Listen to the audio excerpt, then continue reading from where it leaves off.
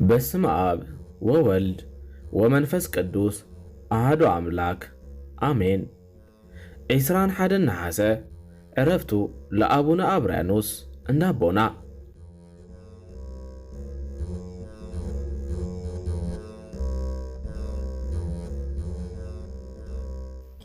አብርያኖስ ማለት አብርሃ ማለት አብርሃ ወይውን ብርሃን ማለት ክኸውን እንከሎ ዮስ ማለት ከዓ ፀሐይ ማለት እዩ። ስለዚህ ትርጉም ስሞም ብርሃን ፀሐይ ወይውን ብርሃን ዓለም ማለት እዩ። አቡነ አብርያኖስ ካብ ፍርሃ እግዚአብሔር ዝነበሮም ብሃይማኖት ጽኑዓት ካብ ዝነበሩ ስድራ ቤቶም ተወሊዶም። አቦኦም ወልደ ክርስቶስ አድዮም ከዓ ወለተ ትንሣኤ ይበሃሉ። እዞም ስድራ ገለ ካብቲ ሰናይ ግብርታቶም ከዓ ንዝጠመዩ ምብላዕ፣ ንዝዓረቑ ምኽዳን፣ ንደኻታት ምውፅዋት ምንባሩ ብፍሉይ ይንገር። ትውልዶም ከዓ ኣብ ሃገር ኢትዮጵያ ምብራቅ ጎጃም ከባቢ እንበሴ ኣብ ዝተባሃለ ዓዲ እዩ። ወለዲ አቡነ አብርያኖስ ዋላ እኳ ብፍቕርን ብሃብትን ዝተጸገው እግዚአብሔር ክልተ ውላድ በኽሪ ዝሃቦም እኳ እንተነበረ ምስቲ ኩሉ ሃብቶም እውን ካብኡ ንላዕሊ ክወልዱ ይብህጉ እንተነበሩ ውላድ ግን ክረኽቡ ኣይከኣሉን። ስለዚ ከዓ ነተን ክልተ ኣዋልድ ደቆም ሓዊ ዝኾነን ፍቓድ እግዚአብሔር ኣምላክ ዝፍጽም ውላድ ክህቦም ናብ ፈቐዶ ገዳማት ብምኻድ ናብ እግዚአብሔር ይጽልዩን ንነዳያን ከዓ ይምጽውቱን ነበሩ። ብዝያደ ከዓ ኣዴዮም ወለተ ትንሣኤ ናብ ገዳማትን ኣረጋውያን መነኮሳት እናኸዳ ጸሎቶም ይምህፀና ነበራ እሞ ብቑዓት ባህታውያን ወዲ ከም ዘወልዳ ይነግርዎን ነበሩ። እቲ ዝለመንካዮ ዘይካልእ ቅዱስ እግዚአብሔር ኣምላኽና ከዓ ንቅዱስ ሚካኤል ልኢኹ ንእግዚአብሔር ዘስምር ወዲ ከም ዘወልዳ ኣበሰረን። ወላዲት ኣቦና ዝኾና ወለተ ትንሣኤ እውን ከምቲ ዝተበሰርኦ ንኣቦና ጸነሳ። ይኹን ደኣ እምበር ተሰሚዑ ዘይፈልጥ ንሰማዐ ይኹን ንነጋሪኡ እጹብ ድንቂ ዝኾነ ፍሉይ ተኣምራት ክፍጸም ጀመረ።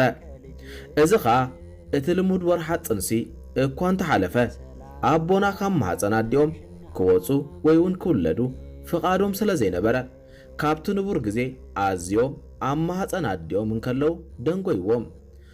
1-2-3 ዓመት እናበለ ኸኣ እቲ መዋዕለ ጽንሶም ዓመታት ክፈቅድ ጀመረ።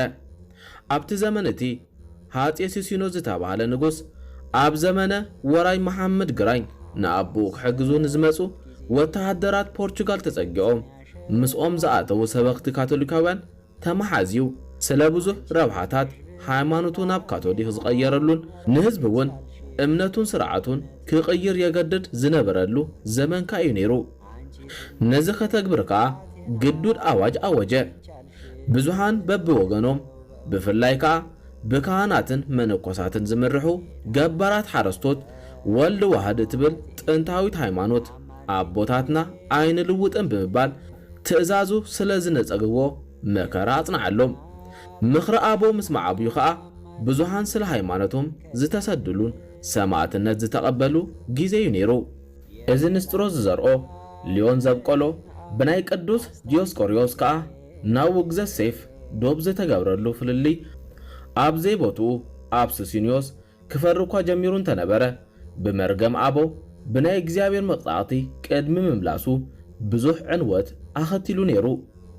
ኣብቲ እዋን እቲ እምበኣር ኣብ ዘመን እዚ ከሓዲ ንጉስ ኣይውለድን ብምባል እቶም ካብ ማኅፀን ኣዲኦም ጀሚሮም ዝተሓሪቦና ክሳብ ሱሲኒዮስ ዝመውት ዘመን ክሕደት ኣይርኤኒ ብምባል ን7 ዓመትን 6 ወርሕን ዝኣክል ኣብ ማኅፀን ወላዲኦም ዘጸንሑ። ኣቦኦም ወልደ ክርስቶስ ግና እዚ ጉዳይ ስለ ዘተሓሳስቦም ንበዓልቲ ቃል ኪዳኖም ወለተ ትንሣኤ እዚ ነገር እዚስ እንታይ እዩ ነገሩ በልወን። ንሰን ግና እግዚአብሔር ዝፈቐዶ ይግበር ኩሉ ዝከኣሉ ንሱ እዩ፣ ግን ባዕሉ ዝገበሮ ጥበቡ ክሳብ ንርኢ ብእምነት ንልብና ነጽንዕ በልኦም። ንሶም እውን እቲ ኣሚንክዮ ዘለኺ ንሱ ኣይሕፍርኪ ዋጋ ኽውን ኣይጥፋኣልኪ ድሕር ምባል ነቲ ዝገብርኦ ዝነበራ ምጽዋት ከየጉድላ ተላብወን። እዚ ተኣምር እዚ ከዓ መዘራረቢ ጎረባብትን ዓድን ምዃኑን ከዓ ኣይተረፎን። ክሳብ መዓስዩ እዚ ህዝቢ ዘይውለድ ብምባል ከዓ ንኹሉ ኣስተንኪርዎ ነበረ። ጽንሲ ድዩ ሕማም ዝብል ዘረባ እውን ኣብ ኩሉ ይስማዕ ነበረ። በዚ ነገር እዚ ዝተገረማ ሓዊ ክልምና ዝመፃ ጎረቤት እመቤተይ ጉሩምን ዓብይ ወዲ ኣብ ከርሲ ክህሉ ክብላ ተዛረባ። ኣቡነ አብራኖስ ከዓ ኣብ ከርሲ ኣዲዮም ከለው ዘረባታ ጎረቤት ምስ ሰምዑ ባሃይ በሎምን ኣፍ ኣውፅኦም ከዓ ኣቲ ሰበይቲ ምሳይ እንታይ ኣለውኪ ሓዊ ለምንኪ ናብ ስራሕኺ ዘይትኸዲ ብምባል ነታ ሰበይቲ ዘምፃ ጌራ ክትከይድ እምበር ነቲ እግዚኣብሔር ዝገበሮ መንክር ከይትምርምር ገሰጽዋ። እታ ሰበይቲ በቲ ዝኾነ ነገር እናተገረመት ኣብ ከብዳ ኣዲዩ ከሎስ ክንድዚ ይዛረብ እዝስ ኣብን ከሎ ኣሪግዩ ብምባል እዚኦምሲ ኣቦናዮም በለቶም። እዚ ስም ከዓ ካልኣይ መፀውዒ ገዳም አብርያኖስ ኮይኑ የገልግል ኣሎ። ዝበዝሕ ህዝቢ እውን ብዝያዳ እንዳ ኣቦና ብዝብል ስም እዩ ነዚ ገዳም እዚ ዝፈልጦ። ብድሕሪ እዚ ማለት እቲ ኻሓዲ ንጉስ ድሕሪ 7 ዓመትን 6 ወርሕን ፅንሰቶም ምስ ሞተ ኣቦና ተወልዱ። ወለዶምን ኣዝማዶምን ከዓ ኣዝዮም ተሓግሱ። ድሕሪ 40 መዓልቲ ናብ ቤተ ክርስቲያን ቅዱስ ጊዮርጊስ ወሲዶም ከዓ ኣጥመቕዎም። አብርያኖስ ዝብል ስም ከዓ ሃብዎም። ኣቡነ አብርያኖስ ከዓ ንወለዶም ብትሕትናን ብስነ ስርዓት እናተኣዘዙ ከዓ ዓበዩ። ኣቦም ከዓ መጽሓፍ ክምህረሎም ወዲ 7 ዓመት ምስኮኑ ናብ መምህር ወሰድዎም። ኩሉ ጥበብን ተግሳጽን ንባብ ቅዱስ መጽሓፍቲ ትርጓሜዮም ከዓ ተምሃሩ። ገና ተምሃራይን ከለዉ ድማ ነቲ መግቦም ንኻልእ ተምሃሩ እናሃቡ ብህቡ ይጸሙ ነበሩ። ወዲ 12 ዓመት ምስኮኑ ድማ ንስድራኦም ገዲፎም ቦታ ጽድቂ ዝኾኖም ጥንታዊ ገዳም መርጡለ ማርያም ጎጃም ብምኻድ ድማ ብርድእና ብትግሃት ኣገልገሉ። ነቲ ትግሃቶም ዝረኣዩ ኣበምኔት ደብረሳን ዝነበሩ ኣባ ገብረ ኢየሱስ ድማ ኣብ መበል 12 ዓመቶም ኣስኬማ ምንኩስና ኣልበስዎም። ካብቲ ዝምንኩስሉ ሰዓታት ሒዞም ገዛ ኣዝማዶም ከይረኣዩ ካብን ናብን ገዳማት እንዳኸዱ ወንጌል ይሰብኩ ነበሩ። ስግኦም ከዓ ብጾምን ብጸሎትን ኣድከምዎ። ብፍጹም ትሕትናን ፍቕርን ምስ ዓበይትን ኣረጋውያንን ንኣሽቱን ህፃናትን ይነብሩን ከዓ ነበሩ። ኣባ ገብረ ኢየሱስ ንኹሉቲ መንፈሳዊ ግብሮም ምስ ረኣዩ ድቁና ክቕበሉ ነገርዎም። ንሶም ግና ኣይግባአንን በሉ። ኩሎም ማሕበር ከዓ ግድን በልዎም። ጸሎት ድማ ገበሩሎምን መረቕዎምን። ማዕረግ ድቁና ከዓ ካብ ኣቡነ ሚካኤል ዝተባሃሉ ጳጳስ ተቐበሉ። ቅዱስነኦም ልዑል ስለ ዝነበረ ክቅዱሱን ከለው ነቲ ሕብስቲ ብከዊነ ህፃን ክሳብ ምርኣይ በፂሖም ነበሩ። ትሩፋቶምን ቅዱስነኦምን ሪኦም እቶም ኣቦውን ካልኦት መነኮሳትን የኽብርዎምን የፍቅርዎምን ነበሩ። ብትሕትንኦምን ርድእንኦም ኣዝዮም ድማ ይሕጎስሎም ነበሩ። እቶም ኣቦውን ንዘለዎም ጸጋ ሪኦም ንስኻ ቤተ ክርስቲያን ጥራሕ ኣገልግል ናብ ካልእ ስራሕ ከም ምውራድ ማይን ዕንጨይትን ኣይትኽድ ከኣበልዎም። ሽዑ እቶም ኣብኡ ዝነበሩ ኣሕዋት ብቕንዓት ንምንታይ ከመና ማይን ዕንጨይትን ዘይምጽእ ኢሎም ኣዕዘምዘሙ። ንሳቶም ከዓ ድሓን ኣቦይ ከምኣቶም እናተለኣኩ ቤተ ክርስቲያን ከገልግለ ኢሎም ንኽልቲኡ ተልእኾ ይፍጽሙ ነበሩ። ዕንጨይቲ ተሰኪሞም ክኸዱ ከለዉ እቲ ዕንጨይቲ 6 እመትን ስድርን ወይ ድማ ዳርጋ 3 ሜትሮ ዝኣክል ልዕሊ ርእሶም ከቢሉ ማዕሪኦም ይኸይድ ነበረ። ንሶምን 2 እመት ካብ መሬት ይልዕሉ ነበሩ። ማይ እውን እንተኾነ ብዙሕ መዓልታት ከም ሰለል እናበለ ካብ ምድሪ ተላዒሉ ይኸይድ ነበረ። ማለት መሬት ከይተንከፈ ይኸይድ ነበረ። ንሳቶም ከዓ እቲ ጾር ፈጺሙ ከይተሰምዖም ብኢዶም እናጣቕዑ ብእግሮምን እናስረገጹ ብኣፎም መዝሙረ ዳዊት እናዘመሩ ይኸዱ ነበሩ። ብድሕሪኡ እቶም ብማሕበር ሓድነት ዝነብሩ ኣባ ተጠምቀ መድሕን ዜና ኣቦና ምስ ሰምዑ ረኸብዎምን ተሓገሱን። ኣብ ገዳም ቱፋላ ብፍቕርን ብሰላምን ክነብሩ ከዓ ተረዳድኡ። ድሕሪ ነዊሕ ከዓ ኩሎም እቶም ኣሕዋት ንኣባ ተጠምቀ መድሕን እዚ ዘለናይ ቦታ ጥቓ ዓድታት ስለ ዝኾነ ከምቲ ሕጊ ምንኩስና ካብ ኣዝማድና ርሒቕና ገጽ ኣንስቲ ኣብ ዘይብሉ ቦታ ከይድና ገዳምና ንገድም በልዎም። ከምኡ ድማ ገበሩ። ኣቦና ኣቡነ አብርያኖስ ከዓ ኣብታ ገዳም ብረድእነት ብመጋቢነትን ብትጋትን የገልግሉ ነበሩ። ከም ኣብነት ዝስተማይ ዘምጽሉ ቦታ ግን ኣዝዩ ርሑቕን ዓቐብን ስለ ዝነበረ እቶም ካልኦት ኣሕዋት 2 ግዜ ጥራይ ከምፁን ከለዉ ኣቡነ አብርያኖስ ግና 7 ግዜ የምፁ ነበሩ። ድሕሪ ነዊሕ ተጋድሎ ድማ بفقاد أملاك كانت كاب أبونا كريستو دالو تقبلوا نأجلجلوت أب بيت كريستيان أبزاتولو أدينا قدست دنجر مريم لبستا كنو زارون تلبسو ممو ناب كوين أسات يلوتو نبرو أمانغو قداسيون ون سماي تخفيتو منبر سلاسي يرايوم نبرا اتحبستون نافتصم سغا ملكوت وينون نافتصم دم ملكوت እግዚአብሔር كلوت يريو نبرو حدا حدا ጊዜውን በአምሳለ በጌ በአምሳለ ሕፃን ይራዩም ነበረ በጀካ እተንክልተ መዓልታት ቀዳመ ሰንበት ኩሉ ጊዜ ይጾሙ ነበሩ አብተንክልተ መዓልታት ተኾነውን በኢዶም ዓቂኖም ንኡሽተይ በመጠን ይበልዑ ነበሩ ማይውን በመጠን ዘይርዊ ጌሮም ይሰትዩ ነበሩ ከም አንድ ተተኺሎም ይጽልዩን ስግደት ከም መላእክት ቁጥሪ በዘይካል ይሰግዱ ነበሩ ረሃጾም ከም ፈልፋሊ ማይ ይውሕዝካ ነበረ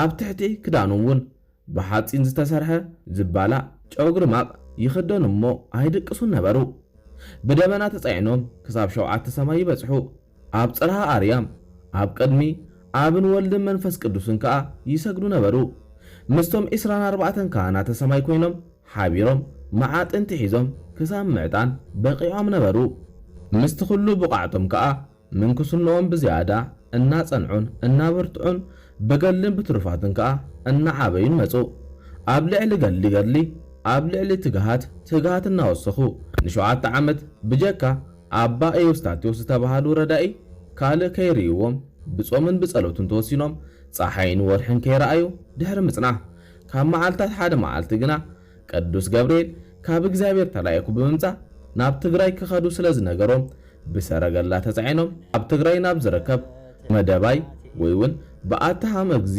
መጹ ምስቶም ኣረጋውያን መነኮሳት ከዓ በፍቅርን በረድእናን ክቕመጡ ጀመሩ እንደገና እግዚአብሔር ባዕሉ እዚ ሃገር ከፍልኻ ኣይኮነትን ብምባል ተንሲኦም ናብ ኤርትራ ማለት ምድረ ሰራይን ሓማሴንን ክሰግሩ ነገሮም ኣውኻ ምስ ዓበይቲ ሽማግሌታት ምስ ዝኾኑ መነኮሳት ንቑሩብ ግዜ ድሕሪ ምጽናሕ ናብ ኤርትራ ነቐሉ እቶም መነኮሳት ሓዋት ከም ሰብ ዘይኮነስ ከም መላእክት ገይሮም የፍቅርዎም ስለ ዝነበሩ በብኽያት ተፋንዎም ካብ ትግራይ ከዓ ናብ ኤርትራ ሰገሩ በመጀመርያ ከዓ ኣብ ጥቓ መረብ ኣብ ዓላ ጉንደት ኣብ ዘላ ገደም በጽሑ ቅዱስ ገብርኤል ተገሊጹ ድማ እዚ እውን ቦታኻ ኣይኮነን በልዎም ካብኡ ከዓ ምድረ በዳ ኣቢሎም ምስ ከዱ ብዙሓት ሓርማዝ ረኸቡ ገልን መኸራን ምስ በዝሖም ኣብቲ ሓርማዝ ዝሓልፈሉ ሩባ ምእንቲ ክርገጹ እሞ ክሞቱን ክዕርፉን ኣብ መንጎኦም ሰጣይሎም ወደቑ እቲ መልኣክ ግና ክትንስኡ ገንሖምን ካብቶም ሓራምዝ ከዓ እናገፎም ቅዱስ ሚካኤል ድማ ዕረፍቶም ገና ምዃኑን ብጸሎቶም ዝድሕኑ ከም ዘለዉ ሓበሮም ንሶም ግና ካብቲ ዘለዎ መከራሲ ዕረፍቲ ሕሸን ኢሎም ብምምላሶም እቲ መልኣክ ተንስእ መሬታዊ ብምባል ኣብ የማነ እግሮም ተንከፎም እሞ ቆሰለት በታ ኣብ እግሮም ዝነበረት ቁስሪ ሕጻብ ዝሕጸባን ዝሰትያን መካናት ከዓ ይወልዳ ነበራ ኣቦና ከዓ ፍቓዱ ይኹን ኢሎም ተንስኡ ኣብ ኩሉ እናተዋወሩ ከዓ ትምህርቲ እናሃቡ ተኣምራት ይፍጽሙ ነበሩ ካብኡ ተላኢሎም ከዓ ናብ ገዳም ኣቡነ ቡጣ ኣምላክ ጽልማ ኸዱ ብኸብሪ ድማ ተቐበልዎም ኣቡኻ ቁሩብ ድሕሪ ምጽናሕ ናብ ገዳመ ደብረ ቢዘን ክነቕሉ ተኣዘዙ ብዙሕ ተኣምራት እናገበሩ ወንጌል እናመሃሩ ደብረ ኮዳዱ እንደ ኣቡነ ቡጣ ኣምላክ ገዲፎም ኣብ ደመና ተጻዒኖም ደብረ ቢዘን ኣተዉ ኣብዚ ገዳም ከለው ድማ ብጾምን ብጸሎትን ብተጋድሎን ጸንሑ ኣው ከለው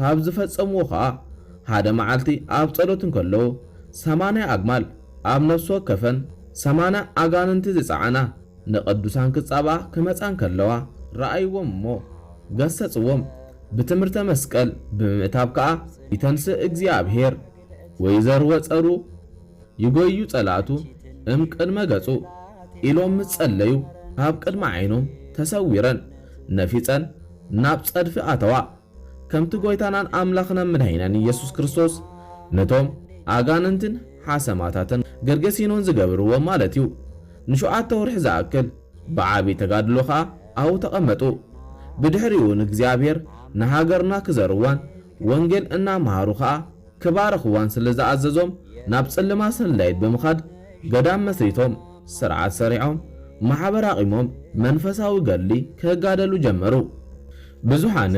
ብዙሓት ሰዓብቲ አርደትን ከዓ ክገብሩ ጀመሩ።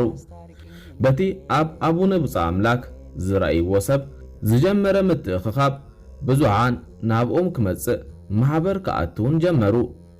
አቦና ከዓ ስርዓት ምንኩስና እናምሃሩ ብሃይማኖቱን ስነ ግብረ ምነና ጸኒዖም ክጓዓዙ ነቶም አርድእቶም ይላብዎም ነበሩ። ብዙሕ መንፈሳዊ ምኽሪ በቐጻሊ ይመኽርዎም ነበሩ። ከምዚ እናገበሩ ካብ ዝተቐመጡለን ብዙሕ ተኣምራት ካብ ዝፈጸሙለን ዓድታት ከዓ እታ ሓንቲ ዓዲ ሰልዳይት እያ። ኣብኡ ካብ ዝገበርዎ ተኣምራት ከዓ ንሓደ ካብ ኣባ ረድእ ዝመጽእ ሰብኣይ ገና ከይተቐልቀለ ከምዚ ዓይነት ሰብ ይመጽእ ኣሎ ብምባል ድሕሪ ምዝራቦም ልክ ከምቲ ዝበልዎ እቲ ሰብኣይ መጺኡ ኣብኦ መንኮሰ። ሓንቲ ንእሽተይ ጓል እውን ካብ ማዕዶ መረብ መጽያ ብኢዶም ምንኩስና ተቐቢላ እያ። ይኹን እምበር ስድራ መጺኦም ብሓይሊ ወሰድዋ። ኣቦና በዚ ነገር ጸሎት ምስ ገበሩ ሩባታት ዓዲ ነጸፈ። እቶም ስድራ እውን ብሕማም ብድብድን ተላገበን ተጠቕዑ። ሽዑቶም ስድራ ከይፈተው በቲ ግብሮም ተጣዒሶም ነታ መነኮሳይት መለስዋ። ብጸሎቶም ድማ ነቲ ዝተኣዘዘ ቁጣዓ ኣሕደእዎ። ኩሉ ድማ ከም ቀደሙ ኾነ። አቡነ አብርያኖስ ዝተወልዱሉን ዝዓበይሉን ከባቢታት ኣብ ጎጃም ይኹን ዳኣ እምበር ብፈቓድን ትእዛዝን ኣምላክ ናብ ኤርትራ ክመጹን ሓዋርያዊ ስራሕ ከበርክቱ ክኢሎም እዮም። ኣብ ኤርትራ ድማ ብፍላይ ኣብ ደቡባዊን ማእኸላዊ ዞባታት እናተንቀሳቐሱ ስብከተ ወንጌል ኣካይዶምን ኣስፋሕፊሖምን እዮም። ድሕሪ ነዊሕ ግዜ ማለት ኣብ ዝተፈላለየ ገዳማ ምብጻሕን ዝተፈላለየ ተኣምራት ምፍጻምን ብትእዛዝ ኣምላክ ናብ ዓዲ ሳልዳይት መጺኦም ተቐሚጦም ነበሩ። ኣብውን ከለውኻ ቦታይ ኣርኤኒ ኢሎም ናብ ኣምላክ ምጸለዩ ኣዴና ቅድስት ድንግል ማርያም ምስ ሊቃነ መላእክት ቅዱስ ሚካኤል ተገልጹሎም እሞ ኣብ ደብረ ጥሉል ኣንደ ብርሃን ካብ ምድሪ ክሳብ ሰማያት ተተኸሉ ረኣዩ። ኣዴና ከዓ በል እዛ እትሪኣ ዘለኻ እያ ቦታኻ በለቶም። ከም ገዳም ኣስቄጥስ፣ ከም ገዳም ቆሮንጦስ፣ ከም ገዳም ዋሊ ገይረ ባሪኸያን ቀዲስያን እየ በለቶም። ሽዑ ዘርአ ብሩክ ዝተባሃሉ መኮንን ብስም ቅድስት ድንግል ማርያም ቤተ ክርስቲያን ሰሪሖም ምስ ፈጸሙ አቡነ አብርያኖስ ነቶም ደቆም መነኮሳት መነኮሳይትን በቦቶኦም ፈላልዮም ስርዓት ገበርሎም። ክሳብ ሕጂ እውን ንጸሎትን ቅዳሴን ኣብ ቤተ ክርስቲያን እንተዘይኮይኑ ናይ መነኮሳይትን መነኮሳትን ሰፈር በበይንዩ። ናብዚ ገዳም ድማ ብዙሓን እናመጹ ከም ከዋኽብቲ ሰማያት ክሰርግዎ ጀመሩ። ወረ ኣቦና ከዓ ኣብ ኩሉ ይስማዕ ስለ ዝነበረ ናብኦም እናመጹ ዝምንኩሱ በዚሖም ነበሩ። እቲ ገዳም እውን ደልደለ። እቲ ገዳም ድማ ገዳም ደብረ ጥሉል አቡነ አብርያኖስ ተባሃለ። መብዛሕትኡ እዋን ግና በቲ አቡነ አብርያኖስ ኣብ ከርሲ ኣዲኦም ከለው ዝፈጸምዎ ተኣምራት እንዳ ኣቦና ተባሂሉ ዝጽዋዕ። ኣብ ስብከት ወንጌልን ገሊ ምንኩስናን ከለው ኣቦና ብዙሕ ፈተና ተጻብኦን ይገጥሞም ነበረ። ይኹን ዳኣ እምበር ንኹሉ በቲ ስሙር ጸሎቶም መንፈሳዊ ተጋድሎም ብዝገብርዎ ተኣምራታዊ ስርሖምን ይሰግርዎ ነበሩ። ኣቦና ስለታ ርትቲ ተዋህዶ ሃይማኖቶም ክሳብ ማእሰርቲ ዘብጽሖም እዋን ከም ዝነበረ ገድሎምን ታሪካዊ ጽሑፋትን ዝገለጽዎ እዩ።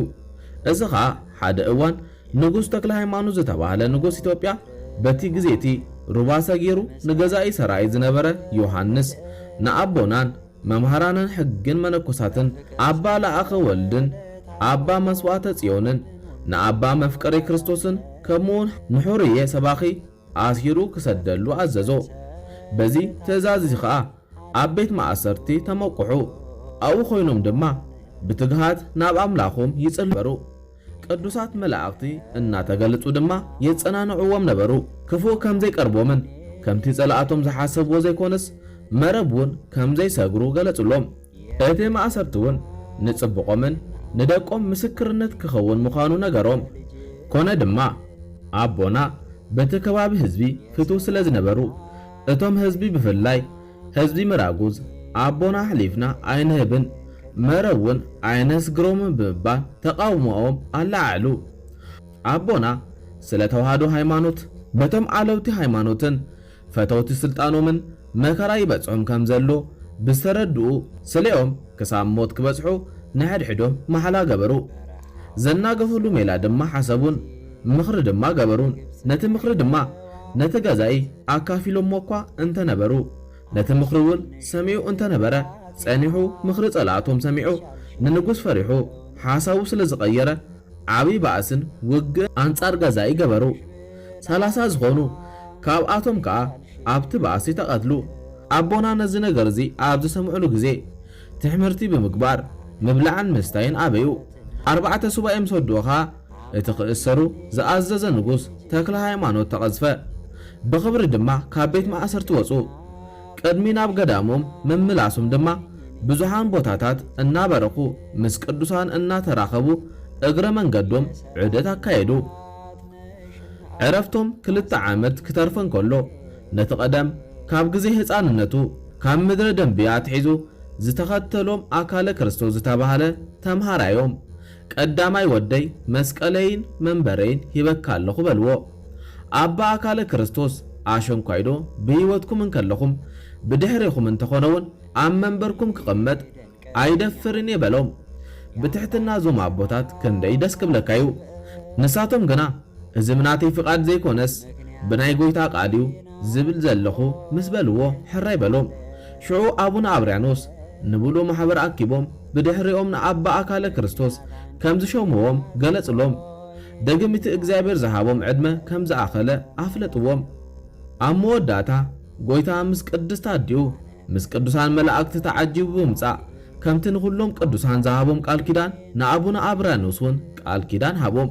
ኦ ፍቑሬ አብርያኖስ ዝኽርኻ ዝገበረ ቤተ ክርስቲያንካ ዝሃነጸ ኣብ ገዳምካ ዝመንኮሰ መጽሓፍ ገድልኻ ዝጸሓፈን ዘንበበን ኃጢአቱ ክስርየሉ ኣብታ ዘይተሓልፍ መንግስቲ እውን ንዘለዓለም ከንቡረየ ዝብል ቃል ኪዳን ተዋሃቦም።